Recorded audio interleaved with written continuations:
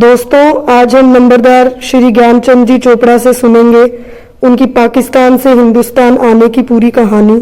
वहाँ वो क्या करते थे, वहाँ क्या दुविधा हुई जब उन्हें इधर आना पड़ा, और हिंदुस्तान और पाकिस्तान की ज़िंदगी में क्या फ़र्क है। आप अपनी कहानी बताएं कि पाकिस्तान में आप कैसे रहते थे। मैं Gyanchand Chopra, son of Shri Bedaram, son of Shri Bholaram Chopra, Pakistan कुछ यादें हैं वो बता रहा हूँ, क्योंकि हमने अपनी आंखों से देखी या हमारे साथ बीती। हम पाकिस्तान में, मेरे पिताजी 5 भाई थे और मेरे दादाजी थे श्री भोलाराम जी, और एक उनके भाई थे श्री दानाराम जी। मेरे दादाजी के 5 बेटे थे और 1 लड़की थी, और जो मेरे दादा के भाई थे श्री दानाराम जी, उनकी 5 लड़कियां थी, मेरी दादी थी। हम सभी परिवार इकट्ठा रहते थे और हमारा गांव सिप्पर था और छतानिया था। वहाँ पे हमारा डेरा मशहूर हुआ करता था, जो कि मेरे पिता श्री बेलाराम जी के नंबरदार के नाम से चलता था, और बहुत बड़ा डेरा था। और हमारा सारा परिवार इकट्ठे ही एक मकान में ही रहते थे। हमारे पास भैंसें भी थी, ऊँट भी थे, और हमारे बुजुर्ग थे दुकान किया करते थे। उनके पास घोड़ियाँ भी हुआ करती थी, और घोड़ी वगैरह से जाकर के वो तहसील महलसियाँ से सौदा लाया करते थे गांव के अंदर दुकानों पे। हमारा तहसील जो थी वो महलसियाँ थी, जिला तो मुल्तान था। हमारे पिताजी के नाम, दादा के नाम, सातों के नाम पे कुएँ बने हुए थे, जिनका मेरे जैसे मेरे चाचा का नाम था करमचंद, तो करमपुर का नाम था वहाँ, धर्मपुर, करमपुर, खानपुर, ऐसे जहाँ हमारी ज़मीन भी वही थी, तो कुएँ भी थे उनके नाम पे बने हुए थे। तो मेरे पिताजी की दोस्ती बहुत बड़े बड़े जमींदारों के साथ थी, और वहाँ ज़्यादा मुसलमान ही थे, बड़े जो आदमी थे। दोस्ताना था वहाँ मुसलमान, तो बहुत तगड़ा जमींदार था, और मेरे पिताजी की भी उसके साथ बड़ी दोस्ती थी। एक दफ़ा की बात है कि वहाँ पर जैलदार था, उसको घमंड था अपनी जैलदारी का। तो उसने कहा कि नंबरदार को मीटिंग बुलाता हूँ, तो नंबरदार मेरे पास आएंगे, मेरे को सलाम करेंगे। तो मुसलमान था वो। मेरे पिताजी को भी उसने संदेशा भेजा कि नंबरदारों की मीटिंग है और तुम्हें यहाँ मीटिंग में आना पड़ेगा। मेरे पिताजी की उसके साथ बनती नहीं थी। जो जैलदार था ना, वो घमंडी था, मेरे पिताजी की उसके साथ बनती नहीं थी। तो मेरे पिताजी जब वहाँ मीटिंग में गए तो ये दरवाजे की तरफ से नहीं गए, उसने एक खिड़की लगा रखी थी, विंडो कहते हैं दरवाजे के अंदर विंडो बनी थी। उसका ये मतलब था दरवाज़ा ना खोलो, सभी विंडो के अंदर से वो कहेंगे, अपने आप झुकेंगे, सलाम हो जाएगा मेरे को। तो मेरे पिताजी जाके विंडो के पास खड़े हो गए, बोले कि दरवाज़ा खोलोगे तो अंदर मीटिंग में आऊँगा, वरना नहीं आऊँगा। तो उन्होंने दरवाज़ा खुलवाया और फिर अंदर गए, यानी कि झुके नहीं, बातें होती रहीं। तो उस समय की बात बता रहा हूँ आपको। दूसरे भी नंबरदार वहाँ बैठे थे, तो मीटिंग में एक बात आ गई। एक नंबरदार खड़ा हो गया उसमें से, वो कहने लगा कि ऐसे है, गरीब था नंबरदार बेचारा, मामले मिला नहीं करते थे, लोगों के पास पैसे होते नहीं थे। कई ज़मींदार तो लगान के अंदर ही ज़मीनें छोड़ गए, मतलब जो मामला देना होता था ना, मामला नहीं होता था उनके पास, तो मामले में ज़मीनें ही दे देते थे। तो एक नंबरदार खड़ा हो गया, वो बोला जी ऐसे है, मैंने बकाया देना है तहसील में, और तहसीलदार मुझे रोज़ाना तंग करता है। जब भी गांव के अंदर आता है ना, मुझे गाली गलौज करता है, बुरा भला कहता है। तो जैलदार तो कुछ बोला नहीं। मेरे पिताजी ने उससे कहा कि इस दफ़ा अगर तहसीलदार आए ना तो हमें बुला लियो, हम नंबरदार वहाँ आएंगे, फिर बात करेंगे उससे। तो कई दिनों के बाद मेरे पिताजी बता रहे थे उस समय, ये बात मेरे पिताजी ने बताई वहाँ पाकिस्तान के अंदर, कि ऐसे जो था हमारा एक नंबरदारों में भी एकता था, मतलब कहने का। तो तहसीलदार जब गांव के अंदर आया और उस नंबरदार को बुलाया, बोला बता भाई तेरे पैसे पूसे इकट्ठे हुए, मामला भरा है कि नहीं भरा। तो बोला जी पैसे तो आए नहीं, कैसे करें। तो उसने उसको गाली निकाल दी तहसीलदार ने, बस। तो ये नंबरदार वहीं बैठे थे सारे, उसकी गाली निकालने की देर थी, इन्होंने तहसीलदार को पकड़ लिया और उसको खूब फेंटा, 5-4 थप्पड़ मुँह पे लगाए। तहसीलदार वापस चला गया। उस समय अंग्रेज़ों का राज था, उसने जाकर शिकायत कर दी डीसी से कि ऐसे ऐसे मेरे को पीटा गया है। तो कई दिनों के बाद वहाँ डीसी ने दौरा रख लिया गांव के अंदर, और सारे नंबरदारों को बुला लिया। पूछा गया कि तुमने जी इस तहसीलदार को मारा है? बोला जी हमने मारा नहीं, इसने पहले गाली दी है, फिर हमने मारा है। तो उसने तहसीलदार से पूछा, तहसीलदार की आदत थी मुँह से गाली निकालने की, तो उसने डीसी के सामने भी गाली निकाल दी। जब उसने गाली निकाली तो उसी टाइम डीसी ने कहा कि भाई ठीक है, तेने गाली निकाली है तभी जाकर इन्होंने तेरे को पीटा है। तो वहाँ मैं बता रहा हूँ ना कि वहाँ भी एकता थी, नंबरदारों में भी थी, जैसे भी थी, प्यार था बहुत। ये नहीं देखते ये मुसलमान नंबरदार है या हिंदू नंबरदार है, आपस में बहुत प्यार था। और जब मैं तकरीबन 4-5 साल का था तब की बात बता रहा हूँ कि सन 47 के दौरान जो झगड़े हुए या फसाद हुए, उस टाइम का हमारा सारे परिवार इकट्ठा रहता था हमारे घर के अंदर। तो जब ये शोर शराबा शुरू हुआ तब हमारे जितने भी रिश्तेदार थे, मेरी बहन की शादी हुई थी, ईश्वर देवी, मेरा जी यशोभाराम जी, उनके भाई करमचंद जी का परिवार और मेरा नान का परिवार, जब उन्होंने सुना कि शोर शराबा हो चुका है शुरू, तो सारे परिवार इकट्ठे होकर के हमारे घर में आ गए, क्योंकि हमारा वहाँ डंका चलता था मेरे पिताजी के नाम से, और वहाँ पे लोग डरते थे कि इनको कोई शरारत नहीं करनी इनके साथ, तो सभी आकर हमारे पास रहने लगे। तो उस समय मेरे पिताजी के दोस्त थे जो कि वहाँ के थानेदार कहलाते थे, थानेदार थे थाने के अंदर, वो मेरे पिताजी के दोस्त थे, और वो सारी इंफॉर्मेशन दिया करते थे कि आज कहाँ क्या हो रहा है, आज कहाँ क्या हो रहा है। एक बात मैं बताना आपको भूल गया कि वहाँ आपस में प्यार बहुत था, बुजुर्ग के अंदर, भाइयों के अंदर, बहनों के अंदर, चाहे वो मुसलमान भाई थे चाहे हम थे, सभी मिलजुल कर रहा करते थे, कोई ऐसा झगड़ा फसाद नहीं करता था। और हमारे बच्चों में भी प्रेम था, चाहे वो मुसलमानों के लड़के होते थे चाहे हम थे, सब इकट्ठे रहते थे, इकट्ठे खेलना, इकट्ठा नहाना। वहाँ एक नहर का पानी भी आता था, कुएँ ज़्यादा थे तो कुएँ पर हम नहाने भी जाया करते थे और अच्छे खेलते। वहाँ कबड्डी होती थी, गेंद हुआ करती थी, गुल्ली डंडा हुआ करता था, तो ये चीज़ वहाँ खेलते थे। उसके बाद जब ये शोर शराबा हुआ तो एक रात को वो हमारा जो पिताजी का दोस्त था थानेदार, वो मेरे पिताजी के पास आया और वो कहने लगा कि मेहता साहब, मेरे को मालूम हुआ है कि शायद हमारे गांव के अंदर भी आपके ऊपर कोई ना कोई हमला ना हो जाए, क्यों कुछ गुंडों तत्वों ने ये बात फैला रखी है और मैं इसीलिए आपके पास आया हूँ, मैं आपको यहाँ से सुरक्षित निकाल के ले चलता हूँ। तो उस समय सारे मेरे जितने हमारे रिश्तेदार थे, मेरे पिताजी ने सबसे कहा, चाहे वो मेरे चाचे थे, मेरे जीजा था, मेरे नानी के थे, सभी इकट्ठे थे सारा परिवार, तो सबसे कहा कि तैयारी करो, हमने चलना है यहाँ से। तो हम वहाँ से खाली आता है, कुछ भी नहीं उठाया, क्यों रात को आना था। तो थानेदार ने अपनी जीपें वगैरह मंगाई और हमें महल किए स्टेशन पे आके छोड़ गया।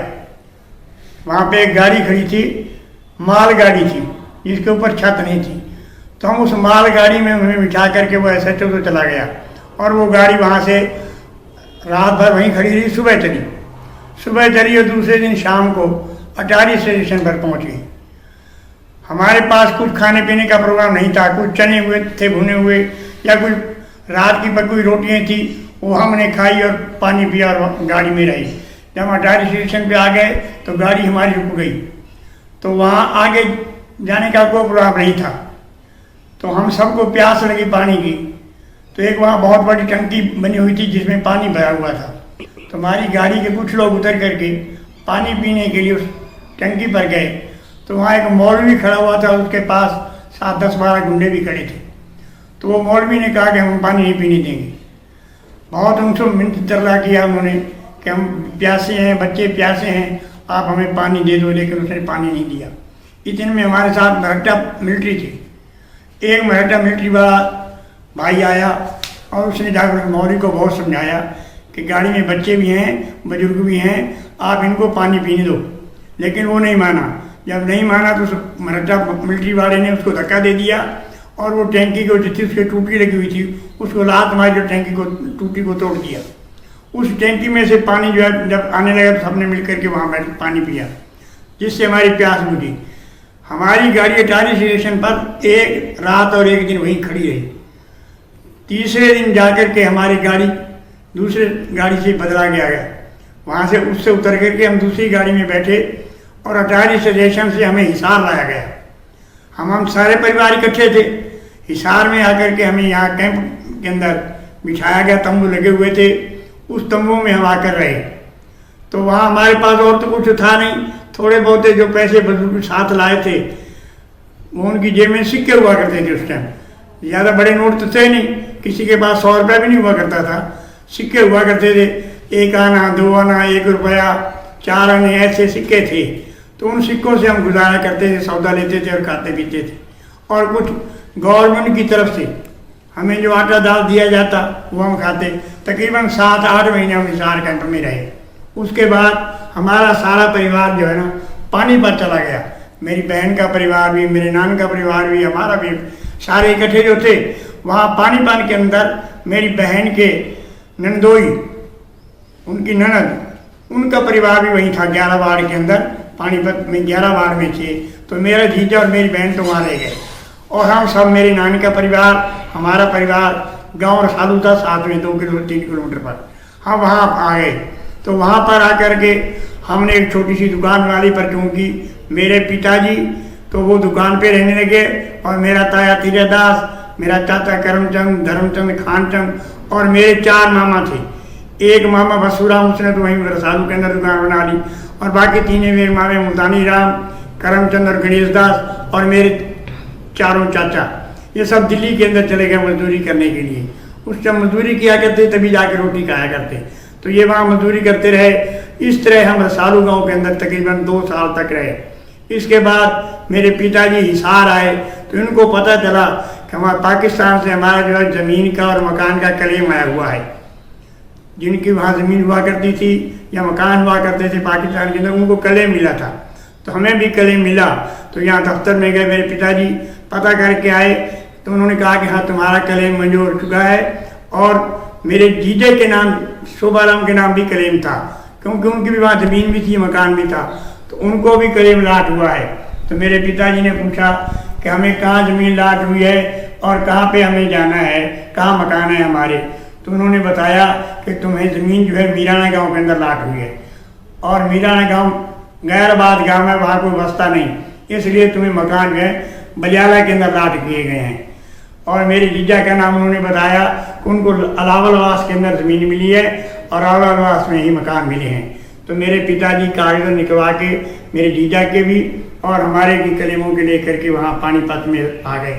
आकर मेरे जीजा को बताया कि इस तरीके से तुम्हें भी मकान लाट हुए हैं और तुम्हारी ज़मीन भी लालवास में लाट हुई है, और हमें मकान जो है बलियाला में मिले हैं और ज़मीन जो है मीराना गांव में लाट हुई है। इसलिए अब यहाँ से तैयारी करो, हम वहाँ गाँवों में चलेंगे, वहाँ अपनी ज़मीन भी संभालेंगे और वहाँ मकान में भी रहेंगे। इतने में इन्होंने दिल्ली में भेजा मेरे पिताजी ने मेरे चाचों को बुलाने के लिए एक आदमी को कि जाकर उनको पता करो कि वापस आएँ, ताकि हम वापस जाना है, वहाँ गांव के अंदर पहुँचेंगे मीराना में। तो मेरे मामा जी और मेरे चाचा वहाँ रसालू में इकट्ठे हुए हम सारे। तो वहाँ से मेरे जीजा जी, मेरे 3 मामा, एक मामा मेरे वस्तुराम भी वहाँ रसालू में ही रह गए कि उन्होंने दुकान बना रखी थी, उनका काम अच्छा था। बाकी मेरे तीनों मामा, मेरे जीजा, मेरी बहन और हम पिताजी, मेरे 5 भाई जो थे, सारे परिवारों सहित इकट्ठे होकर के यहाँ आ गए फतेहाबाद के अंदर। फतेहाबाद तहसील थी। तो यहाँ आकर मेरे पिताजी ने सारा क्लेम का पता करवाया कि कहाँ पर बलियाला पड़ता है, कहाँ मीराना गांव है। तो हम यहाँ वहाँ से फतेहाबाद से चल के सीधे गांव बलियाला में पहुँचे, क्योंकि मकान बलियाला लाट हुए थे। जब बलियाला में आए तो यहाँ रात को रहे हम। तो यहाँ जो सारे मजबी सिगरा करते थे, मकान तो हमारे लाट हो गए थे बलियाला में, और ज़मीन थी हमारी गांव मीराना में। मीराना गैराबाद था, वहाँ कोई फसल वगैरह भी नहीं होती थी और कोई मकान भी नहीं था। तो 1-2 दिन तो हम बलियाला में रहे, लेकिन हमारा वहाँ दिल नहीं लगा, क्योंकि ना कोई हमारे साथ के आदमी थे, ना कोई बोलने वाले, ना चालने वाले। तो मेरे पिताजी ने कहा कि यहाँ तो हमारा दिल लगता नहीं, चलो कहते हैं लालवास चलते हैं, क्योंकि मेरे जीजा को ज़मीन लालवास लाट हुई थी। भाई वहाँ चल के पता करते हैं कि वहाँ कुछ माहौल ठीक हुआ तो वहाँ रह जाएंगे। तो मेरे पिताजी और मेरे जीजा जी दोनों लालवास में आ गए। तो यहाँ आकर के चौधरी नेकी राम के दादा थे श्री बालू राम जी, उनसे मिले और उनसे पूछा कि यहाँ हमारे शोभाराम के नाम ज़मीन लाट हुई है। उन्होंने कहा कि हाँ, हमारे घर के बैक साइड में मकान मिला है इनको और ज़मीन भी यहाँ इनको मिली है। तो मेरे पिताजी ने कहा कि हम ऐसे ऐसे पाकिस्तान से आए हैं, तो हमें बलियाला में मकान लाट हुए हैं। बलियाला में हमारा दिल नहीं लगा। यहाँ मेरे दामाद को ज़मीन मिली और मकान भी मिला है।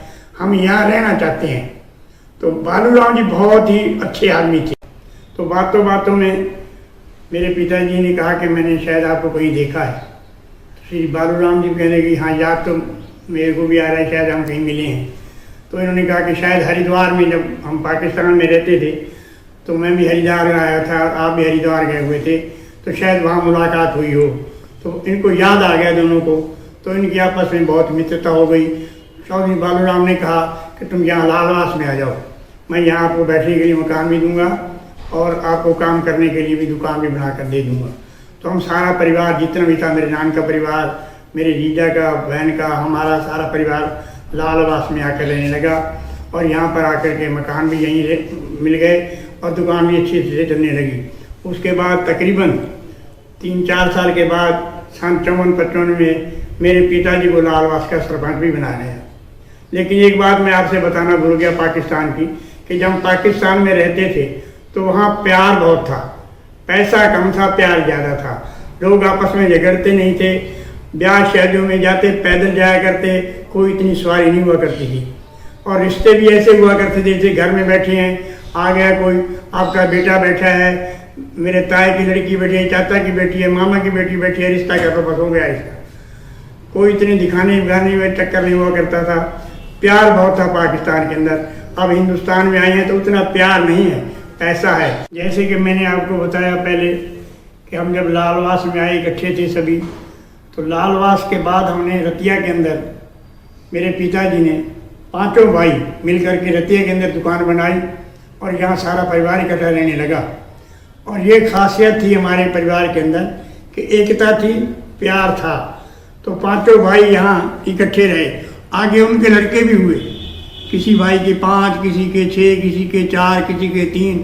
मैं अकेला था माँ बाप का। एक मेरी बहन है, एक मैं था। पाकिस्तान के अंदर तो मैं पहले बताना भूल गया कि मेरी 2 बहनें और एक भाई पाकिस्तान में था। लेकिन हिंदुस्तान में आने के से पहले मेरे भाई की डेथ हो गई। बड़ी बहन की शादी हो चुकी थी ईश्वर देवी की। दूसरी बहन का नाम था सैया। वो यहाँ हिसार में जब हम कैंप में आए थे तो डेथ हो गई थी। उसके बाद हमारा परिवार रतिया के अंदर रहने लगा। सारे पिताजी के 5 भाई भी, हम भी, मेरे नान के जो लालवास में रह गए, हम यहाँ आ गए और मेरे जीजा और मेरी बहन भी लालवास में रहे। यहाँ आकर के हमने दुकानें बनाई, यहाँ रहे। उसके बाद मीराना गांव के अंदर ज़मीन संभाली। तो मेरे को पिताजी ने भी यही कहा कि बेटा जब तक रहो, जिंदा रहो, इकट्ठे रहो, एकता में रहो। जब तक मेरे पिता जिंदा रहे सब परिवार इकट्ठा रहा। और आज तक मैं अपने परिवार को लेकर के साथ चल रहा हूँ। मेरा खुद का परिवार है, मेरे चाचों का परिवार है, चाचों के लड़कों का परिवार है।